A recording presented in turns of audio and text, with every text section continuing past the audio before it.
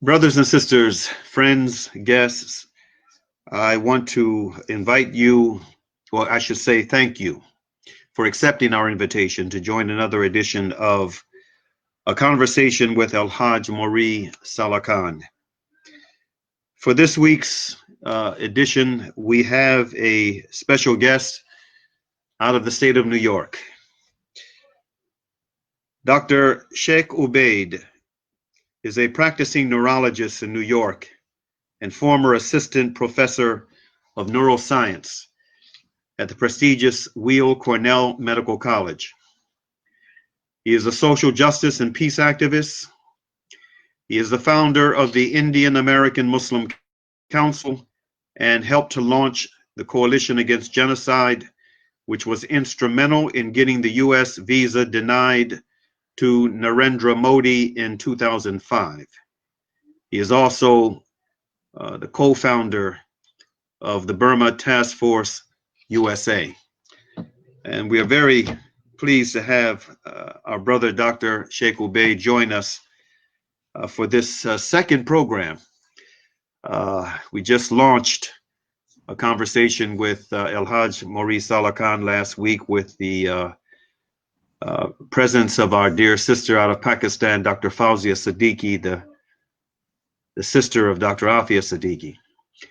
And so this is the second program in, inshallah ta'ala, what will be an ongoing series. And this week we want to focus some attention on the crisis in India, both as it pertains to the virus that is known as COVID-19, the coronavirus that is sweeping the globe, this pandemic. We also want to focus some attention on a human virus that is raging throughout India and get some perspective on that as well, inshallah ta'ala. So let me also note, though, before hearing from our brother Dr. Shaik Ubaid, that he is based in New York State. And as many of you viewing this telecast are aware, New York State is the epicenter of the coronavirus epidemic here in the United States. It's the epicenter. And New York City is often described as the epicenter of the epicenter. So why don't we begin, Dr. Ubaid, with some perspective on how this epidemic is affecting New York. You are a practicing physician, and so you have a up close and very personal perspective on how this virus is ravaging the state of New York, and especially New York City. Your thoughts? Assalamu alaikum warahmatullah. Thank you for inviting me and giving me this opportunity to talk about different viruses, as you mentioned. We are in the epicenter of this pandemic, which has brought the most well-known city in the world and the most powerful nation to its knees. Hopefully, starting tomorrow or the day after tomorrow, the curve should start to go down. We hope, we pray for that. Thousands of people have already been killed by this virus here.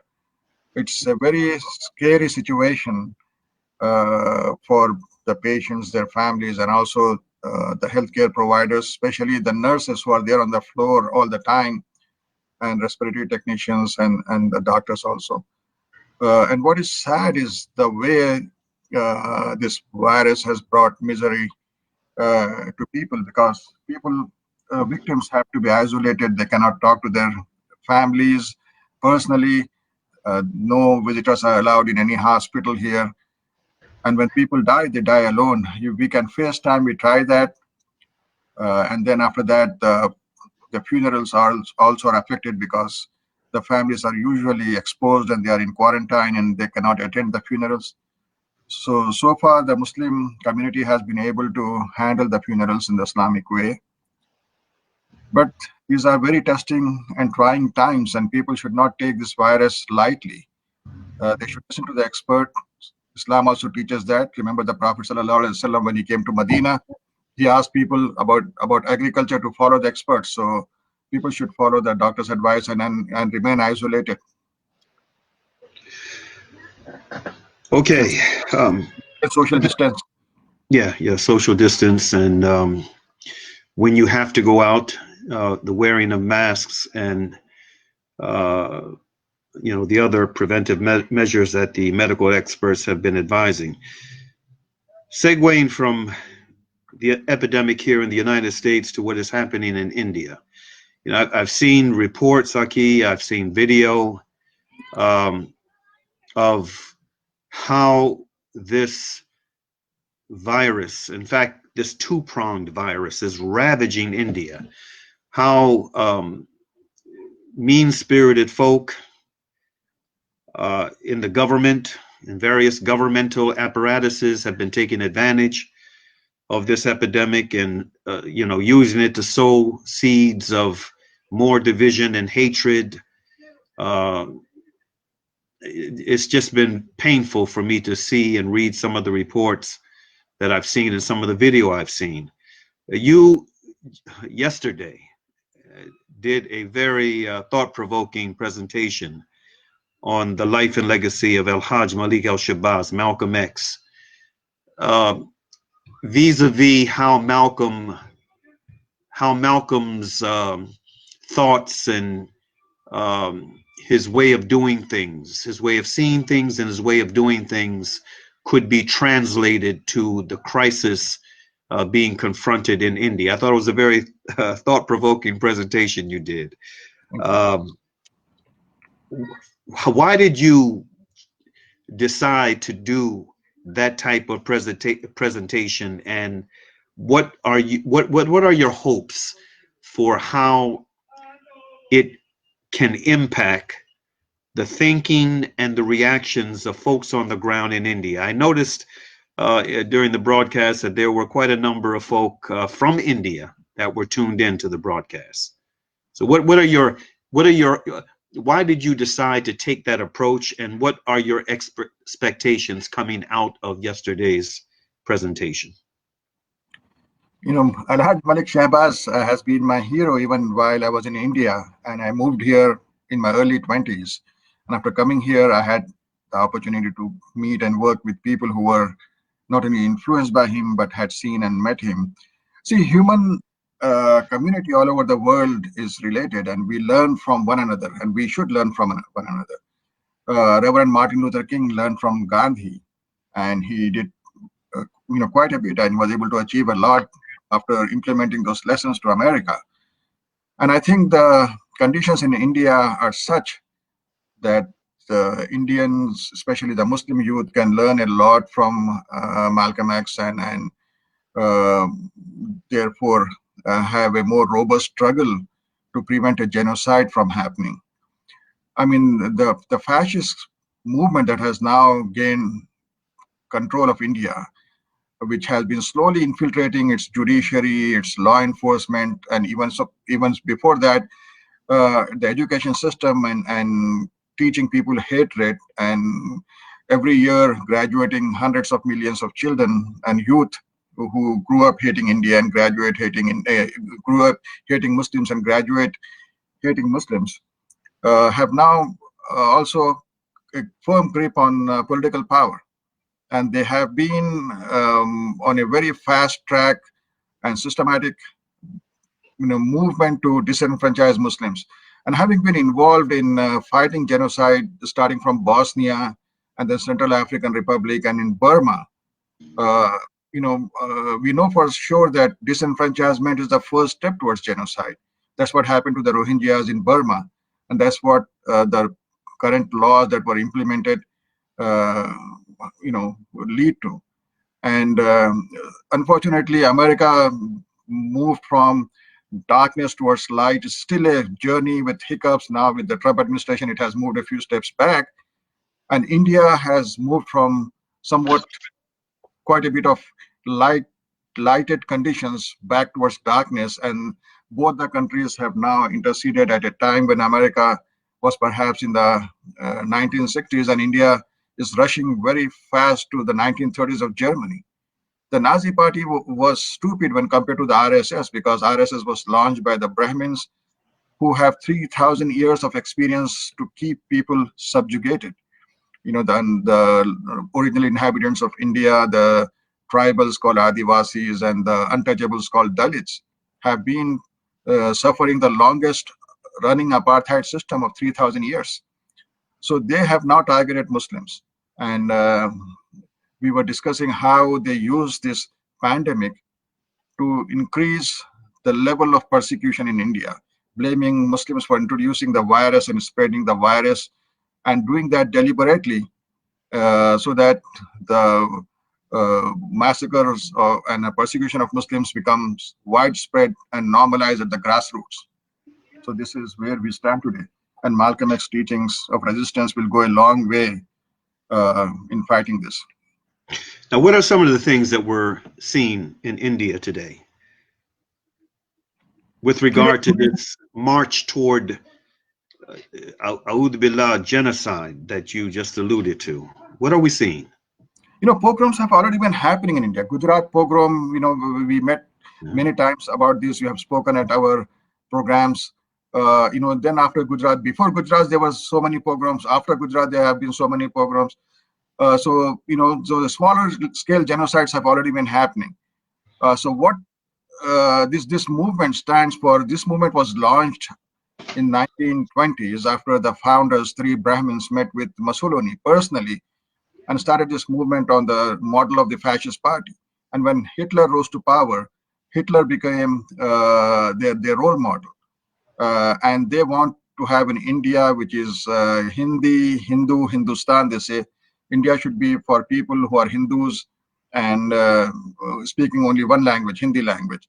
So they are not implementing Hindi because lots of Hindus who speak different languages will not accept that. So they are just now focused on polarizing India between Hindus and Muslims and going after Muslims. So after coming to power, Narendra Modi, after coming to power in 2014, started a mass sort of gave green light to this mass movement of lynching, saying anybody who is suspected of eating beef or carrying beef, or just accusing them of eating beef, which is, by the way, legal in India, to just kill them without any due process and with so much impunity that it reminds me of the pictures of lynching that I saw in America in the 1950s on a Sunday. Small children dressed in their Sunday's best, holding their mother's hands, watching the lynching of African Americans, and that's what has been happening. And then after they were re-elected, they enacted certain laws. First, they went after Kashmir, and then the world remained silent. And the Kashmir has been under lockdown. The world now realizes how terrible the lockdown is, but at least we have this internet. We are discussing and talking as I'm seeing you and getting, the pleasure and inspiration from you. There's no phones. There are no internet services in Kashmir. Right. So they went after Kashmir. The world remained silent. Then they enacted a law, two sets of laws, actually. The first law, they said, well, we will give citizenship to the persecuted Hindus from Afghanistan, Pakistan, and Bangladesh. What about the persecuted Hindus from Sri Lanka who are actually getting persecuted there? There's no persecution, widespread persecution of Hindus in Pakistan or Bangladesh or Afghanistan. Actually, Bangladesh government is very pro-Hindu and pro-India government, which is a very dictatorial government. And then what about the Rohingyas, the most persecuted people? They happen to be Muslims. So it is not about giving anybody citizenship. This was to prepare for the next step.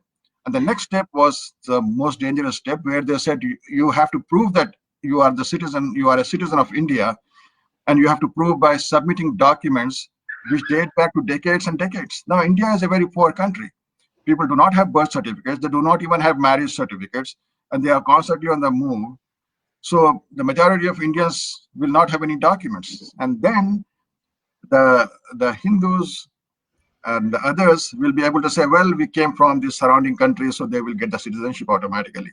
And the Muslims will not have even that excuse, that loophole. So they will be disenfranchised. And Indian government has already started to build detention camps. I mean, concentration camps. Modi keeps on denying, but American media is now coming out with stories and pictures which we have already been trying to show to the world. There's these pictures of detention camps where people are already in Assam being put in detention camps. So these two laws, the Citizenship Amendment Act and the National Citizenship Registry, combined will disenfranchise hundreds of millions of Muslims. And then they had started a process called NPR, National People's Registry, where for the census they are asking questions that were never asked before in the census that have been going on since the time of the British, to make sure that they identify those Muslims who could be easily disenfranchised. So while this was going on, the Muslim, especially Muslim women, young women supported by moderate Hindus and others, came out on the street. Just like Reverend King's times, and they marched, they held camps, and they did it in such huge numbers that, and with the media present, that the government was hesitant to take action. But Brother Salah Khan, let me point to you that India wanted to test the waters. They wanted to see what happens if they go after these Muslims. So while President Trump was visiting India in his quest to have the largest gathering of people welcoming an American president, because this guy, as you know, is a narcissist and megalomaniac, and big things matter to him. And Modi played his card well. He said, well, you come over to America and I will give you the biggest crowd. So he went there, and Modi unleashed a pogrom while Trump was there, and the American media and the world media were there in New Delhi. That's right. That gave them, the clear indication that, well, they can go after Muslims and nothing is going to happen. In the meanwhile, even while Trump was there, instead of focusing on the impending pandemic, because Trump went there around January, went there in February, I believe. So many things are happening, especially with the coronavirus epidemic in New York, that things become a little fuzzy in my mind. So instead of focusing on these cases that were already seen in America, in Washington State and others, he went to India. India had already started to get a trickle of cases because India borders China. India has business relationship with China. So, it's of course, it's expected that there will be cases, isolated cases. Then from Dubai, etc., lots of Indians who came back, most of them Hindus. There was a gentleman who came to hold a funeral sort of rite for his mother, who invited 1,500 people, and hundreds of people were infected because he was infected. And then the Shia pilgrims had come back from Iran. So the virus was already getting introduced into India by Hindus, by Muslims, by Christians, by everybody else, a minor scale. Then these people are so cunning. They are focused on going after Muslims and using most diabolical things that you and I cannot even imagine till they happen. They said, well, why not we use this Tablighi Ijtema? So the let's say Ijtema, the gathering happened. They could have very well said, because Tablighi Jamaat is an apolitical Jamaat, it never stands up against the government. They would have just canceled in their meetings. They let the meeting happen. And then they said, well, the foreigners who came to the meeting are the one who spread the virus. And then every small village in India is now being told to boycott Muslims, do not do business with them because Muslims are spitting on the currency notes, Muslims are spitting the goods that they are selling, and people are scared. They already hated Muslims.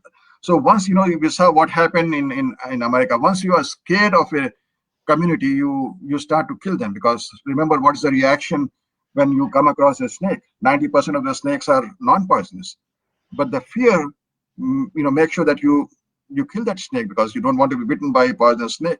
So when in America they called the Native Americans as savages, and they said that, well, if you don't kill them, they're going to scalp you and they're going to kill you and your woman. They exterminated the people who have been living here for 10,000 years. So along with hatred, now this element of fear has come into the minds and hearts of Indians. Most of them are uneducated and most of them are already very brainwashed. And I feel very, very worried and concerned and scared. And that's why we have to up our efforts to educate the world and to put pressure on India. Absolutely.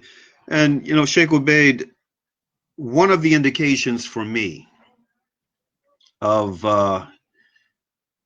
how unconcerned the establishment in India is for the welfare of Indian people across the board, irrespective of what creed they happen to belong to, was what took place in the immediate aftermath of the lockdown. How, first of all, how the lockdown occurred in India and the immediate impact it had on the hundreds of thousands of Indians who had to then, from what I read, primarily on foot, try to make it back to their, towns and villages way on the outskirts of, the places that they worked for pennies a day. And I read reports about how many of them died along the way, trying to make it back to their villages. And these were not these were not just Muslims. I mean, in fact, the vast majority were not Muslims. I'm sure. But for me, this was a very venal example of how the ruling class, for lack of a better description, of India, those who occupy the upper castes, how they're not concerned about the welfare of the commoner, irrespective of what creed they happen to fall under. Am I reading that correctly, brother, in your perspective? You're reading it absolutely correctly, 100% correct. I mean, again, you have to refer to the caste system, the upper caste, the Brahmins and the businessmen, the Vaishnavas, and the warrior class Kshatriyas. They don't really care for the lower caste and the people without caste, Dalits. So, it was so inhumane the way they implemented it overnight, without any warning, without offering any uh, transport and food and even water to these people, millions and actually hundreds of millions of people, not just walking a few miles, but hundreds of miles going back to their villages. And then in the villages, then if they reach their villages, now they are not being allowed to enter it. So this is a catastrophe of humongous proportions, right? We cannot even imagine, right? So who will get the blame? Not the government. So Modi is trying to make sure that, the people who will be very upset, any people would be upset. And so he said, well, this all happened because of these Muslims who introduced the virus in India and then spread it. So it's a very cunning move. On one hand, he will, not care if millions of poor Hindus are dead, and then the Muslims will be blamed and they will be disenfranchised, and his hold on power will continue. It's absolutely evil. Even Hitler did not come up with these ideas. Finally, brother, I want you to weigh in on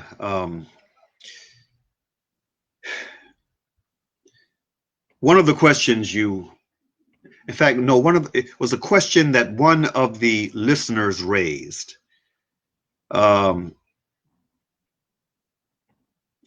It had to do with, what can Indian Muslims in America do to help the process of unified struggle, both here in the U.S. against, a lot of the stuff that we are facing here as a Muslim people, as well as abroad in India. How can Muslims of Indian background here, of Indian heritage in the United States, how can they best, most effectively assist their brothers and sisters who are suffering, in very horrific ways in India? And so that's a two-pronged, question. Here, what can we do here, and what can we do abroad? That's a very, very, very important question. I mean, we know for a fact that historically, in any country where fascism took root, it could not be uprooted from within. even South Africa, the boycott and divestment movement was necessary to bring the apartheid down.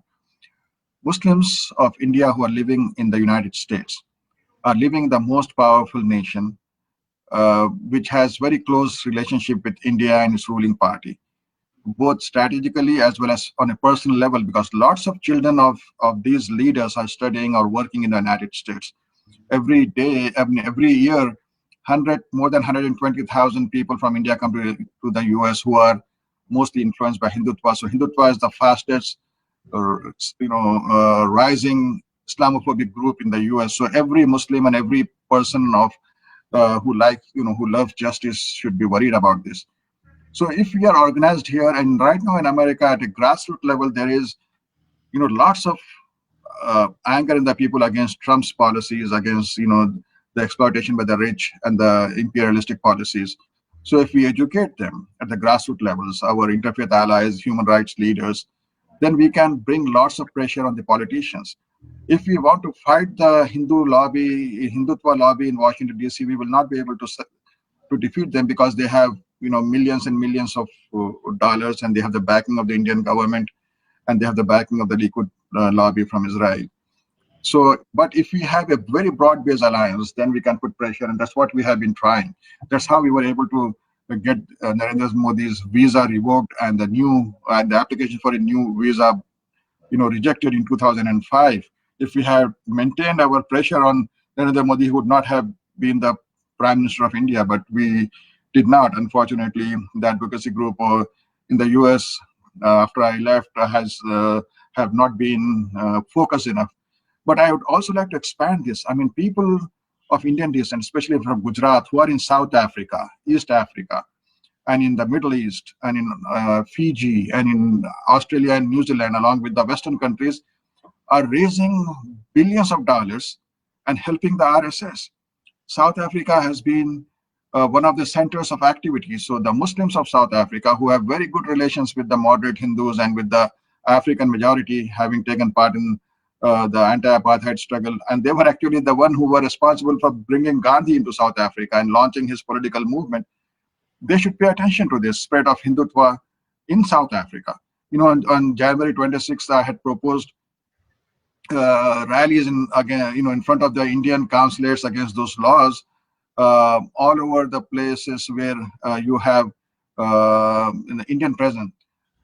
And South Africa unfortunately was not among one of them. We were able to have it in London, in Toronto, even in Australia. So I hope that through your program, I will be able to make contacts with South African activists, who I was told had their own rallies for the last few months in front of the Indian consulate. But let us, because Hindutva is an international movement, so let us exchange notes and let us network. Because this movement is an anti-humanity movement. This is destabilizing the whole region of nuclear powers. China is a nuclear power, Pakistan is a nuclear power, India is a nuclear power, so they're destabilizing the region. And then they are spreading hatred everywhere in the world. One final question, and this is unrelated but related. It's unrelated directly to the issue at hand, but related as it pertains to issues of justice and oppression. As you are well aware, my dear brother, your brother Salah Khan has been a campaigner for human rights for a number of years, especially as it pertains to political prisoners. And two of the prisoners that marked dark anniversaries last month was Imam Jamil Abdullah Al-Amin and Dr. Aafia Siddiqui. What, from your perspective as a Muslim American activist leader based in New York State, who has this expansive consciousness, it's not narrowly tribalistic, what from your perspective can our brothers and sisters within the Indian American community and beyond, what can we do to help our political prisoners in the United States, and especially the two that marked these dark anniversaries last month. One, 20 years, Imam Jamil Abdullah Al-Amin, and the other 17 years, Dr. Aafia Siddiqui. What is your nasiha, your sincere advice to our brothers and sisters in the U.S.? I think we should start by studying Malcolm X, because Brother Salah, I have interacted with you for so many years. I have been Yes. inspired by your constant steadfast struggle. People are so afraid to speak out. So first thing we should do is remove their fear, and they should own up these struggles, so that when they are, whatever struggles that they are having, and they are meeting with their interfaith allies, or they are meeting with the establishment, they will bring these issues. Right now they do not. And I was thinking about these two prisoners actually a couple of days, and I came up with a crazy idea. Tell me whether it's so crazy or not. All right. We have to think strategically, and I was thinking, well, Trump always wants to get some glory, and the other thing is, he wants to just prove that Obama was wrong all the time. So somehow, if we gain access to him, we should tell him that, listen, if you let go of Aafia Siddiqui or make a deal, then you will have, a historic opportunity to bring down the level of anger and hatred against America, especially in Pakistan. And he can tout it as being a very big business. Yeah. Second thing is, Obama could have, and I respect and value Imam Jamil. I was responsible for arranging his tour of India in the 1990s. Is and that right? He went to my house and visited my father. Wow. He and Imam Luqman, who is no more with us, Right. because of what the FBI did. So if somehow he gets convinced, because Obama did not have the guts to commute Imam Jamil's sentence. I mean, H. Rab Brown, who doesn't know his stature and his contribution to the rights of the African American and the oppressed, forget about the Muslims, for common Americans also. So maybe that's something to look into. But at the same time, the Muslims should own these these persecuted brother and sister, and start to speak out and start to struggle to get their freedom. Indeed. Now, on a small corrective note, President Obama didn't have the authority to do anything on Imam Jamil's case, because Imam Jamil is a state prisoner. No, I didn't know that. Yeah, he's a state, even though they have him in federal custody, he is a state prisoner. And so the governor could intervene in Imam Jamil's case, but the president cannot. Obama could have intervened in Aafia Siddiqui's case, and unfortunately, because of that silence within and among the Muslims who had access to Obama, it didn't happen, and so it ends up being a missed opportunity for Aafia and for many other federal prisoners that he could have weighed in on. But with that said, the struggle continues. I thank Allah subhanahu wa ta'ala for brothers like you. Often I have to, in a lovingly but firm way, criticize some of our prominent brothers who are immigrants to the United States for being, so silent and so unwilling to ruffle the feathers or the waters of this very decadent status quo here. But I'm inspired by the brothers like yourself, who I come into contact with, brothers and sisters who have immigrant roots, who are not afraid. And so I applaud, I salute your efforts, my brother, and I thank you for being the second guest to join your brother Salah Khan for a conversation on some of these burning human rights issues of the day. Thank you, Dr. Shaik Ubaid.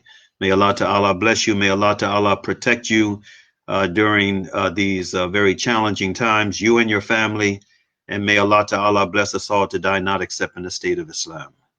Thank you, Assalamu and alaikum. Go I ahead. reciprocate duas. Thank you so much. Wa alaikum assalam wa rahmatullahi wa barakatuh. Alhamdulillah, alhamdulillah.